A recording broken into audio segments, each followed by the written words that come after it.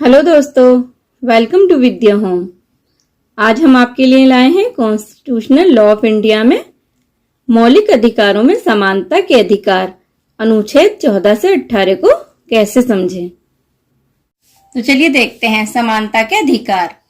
भारत का संविधान अनुच्छेद 14 से 18 के माध्यम से समानता के अधिकार की गारंटी देता है। समानता का अधिकार मौलिक अधिकारों की श्रेणी में आता है। मौलिक शब्द यह बताता है कि अधिकार इतने महत्वपूर्ण हैं कि संविधान ने इन्हें अलग से सूचीबद्ध किया है और इनके संरक्षण के लिए विशेष प्रावधान किए हैं। इन मौलिक अधिकारों को केवल संविधान में संशोधन करके बदला जा सकता है। अनुच्छेद 14 में विधि के समक्ष समानता और विधियों के समान संरक्षण का प्रावधान है। अनुच्छेद 15 धर्म, जाति, लिंग या जन्म स्थान जैसे विशिष्ट आधार पर नागरिकों के साथ भेदभाव को रोकता है। अनुच्छेद 16 सार्वजनिक रोजगार के मामलों में भारत के नागरिकों को अवसर की समानता की गारंटी देता है। अनुच्छेद 17 अस्पृश्यता को समाप्त करता है और अनुच्छेद 18 एक सैन्य या शैक्षणिक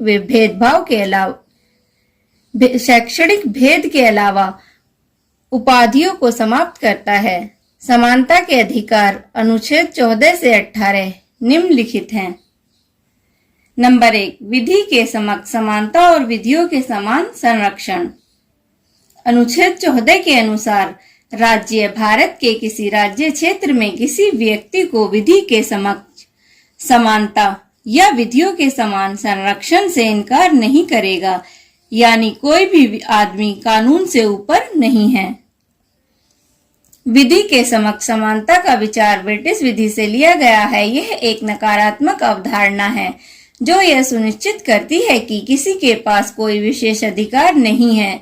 सभी समान रूप से देश के सामान्य कानून के अधीन है और कोई भी व्यक्ति उसकी रैंक या स्थिति के बावजूद कानून से ऊपर नहीं है। विधि के समक्ष समानता का अर्थ निम्न है। नंबर 1 किसी व्यक्ति के पक्ष में कानून के सामने विशिष्ट अधिकारों की अनुपस्थिति है। नंबर 2 विधिक न्यायालय के सामने सभी व्यक्तियों के लिए समान व्यवहार है। नंबर 3 कोई भी व्यक्ति विधि के ऊपर नहीं है। विधियों के समान संरक्षण का विचार अमेरिकी संविधान से लिया गया है, जो एक सकारात्मक विचार है। विधियों के समान संरक्षण का अर्थ है। नंबर 1 कानूनों का समान संरक्षण भेदभाव के बिना सभी व्यक्तियों के लिए समान उपचार प्रस्तुत करता है। नंबर 2 समान विधि के तहत सभी व्यक्तियों के लिए समान नियम है।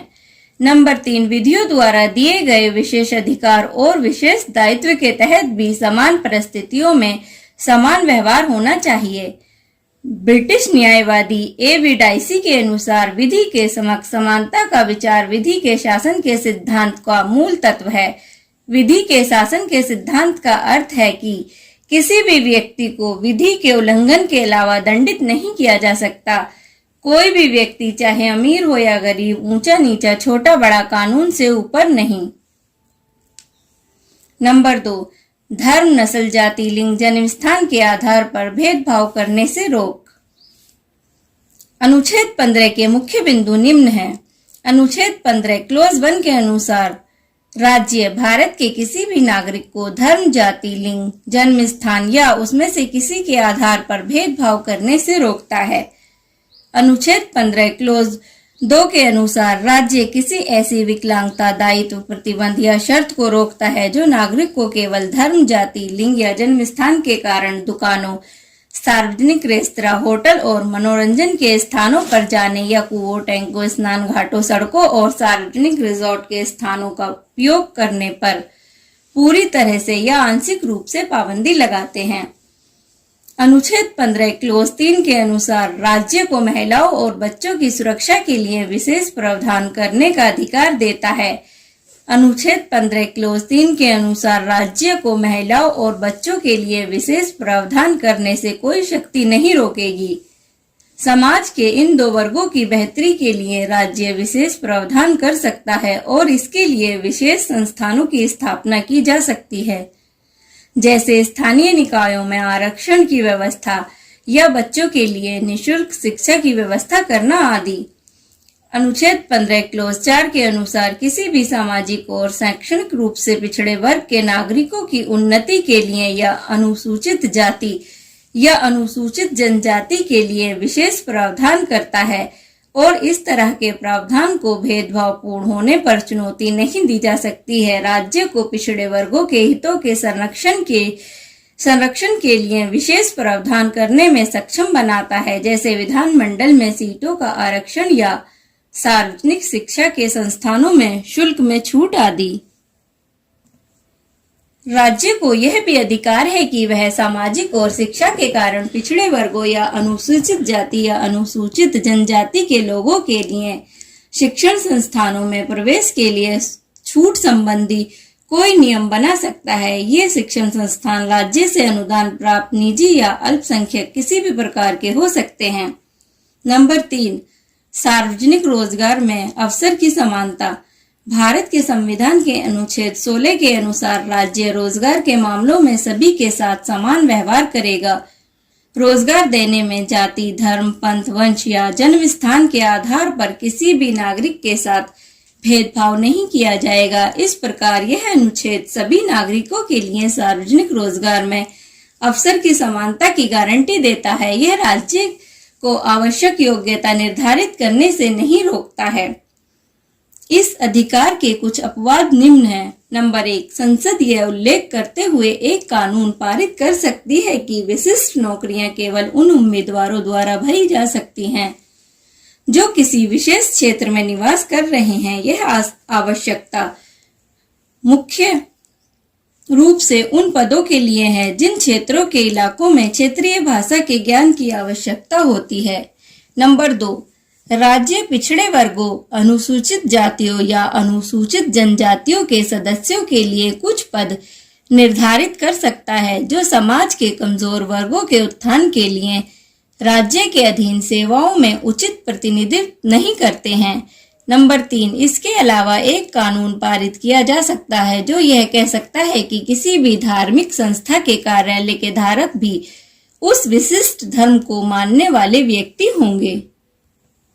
नंबर 4, अस्पृश्यता का अंत। अनुच्छेद 17 के अनुसार अस्पृश्यता को समाप्त कर दिया गया है और किसी भी रूप में इसका अभ्यास वर्जित है।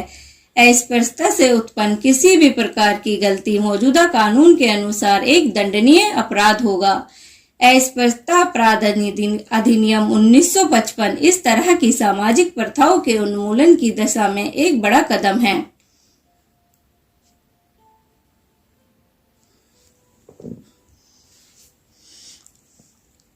अस्पृश्यता अधिनियम 1955 इस तरह की सामाजिक प्रथाओं के उन्मूलन की दिशा में एक बड़ा कदम है। 1976 में इसमें संशोधन करके इसका नाम जन अधिकार सुरक्षा अधिनियम 1955 कर दिया गया। जन अधिकार सुरक्षा अधिनियम 1955 के तहत हर प्रकार के छुआछूत को समाप्त कर दिया गया है। इसके तहत 6 माह का कारावास या 500 रुपए दंड या दोनों शामिल हैं। अस्पृश्यता शब्द को न तो संविधान और न ही अधिनियम में परिभाषित किया गया है। हालांकि मैसूर उच्च न्यायालय ने अनुच्छेद 17 के विषय में कहा कि इस शब्द का अर्थ ऐतिहासिक आधार पर है, न कि भाषाई आधार पर है।